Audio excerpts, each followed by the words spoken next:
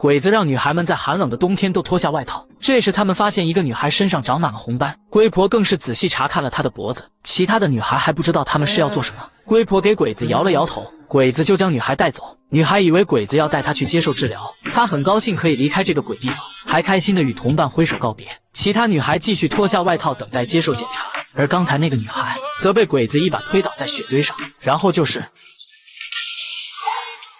看到这个场景，女孩们都被吓坏了，而那个无辜的女孩就这样白白失去了生命，其他人都为她感到悲伤。而刚刚滥杀无辜的鬼子又让女孩穿上护士服拍合照，他们对外宣称这些只是随军护士，以此来掩人耳目。鬼子到处杀人放火抓百姓，而被游击队抓住的鬼子则是老老实实的跪在地上。愤怒的游击战士数落着鬼子的罪行，接着将一头冥顽不灵的鬼子给干掉。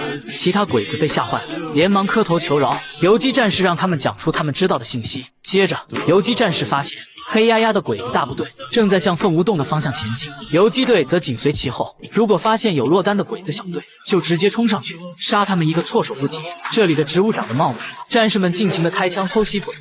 鬼子大部队赶来，他们也有的是地方可以躲，而一名战士用大砍刀一刀一头鬼子，真是过瘾。请将干得漂亮打在评论区。他们不光杀光了鬼子兵，就连想骑马逃走的鬼子军官也被扔出的大刀直接砍落马下。落单的鬼子军官要与游击战士单挑，然后他们一刀下去，游击战士的刀断成两截，而另一半镶嵌在鬼子军官的脖子上。游击战士又给他补上2刀，鬼子军官彻底倒了下去。这里的动静也成功将鬼子大部队吸引过来。鬼子先开炮轰炸后，就向逃跑的游击战士追了过去。不少战士在这个过程中中弹身亡，不过他们还是成功的将鬼子大军引进了埋伏圈。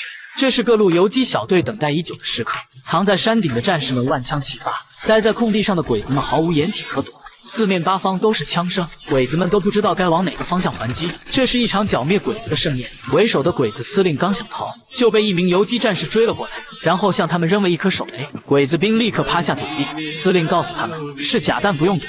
鬼子兵刚站起身，眼看就剩下这光杆司令，游击战士也毫无顾忌地冲上去，用半截短刀一刀砍下。鬼子司令也是个练家子，没让对方占到便宜。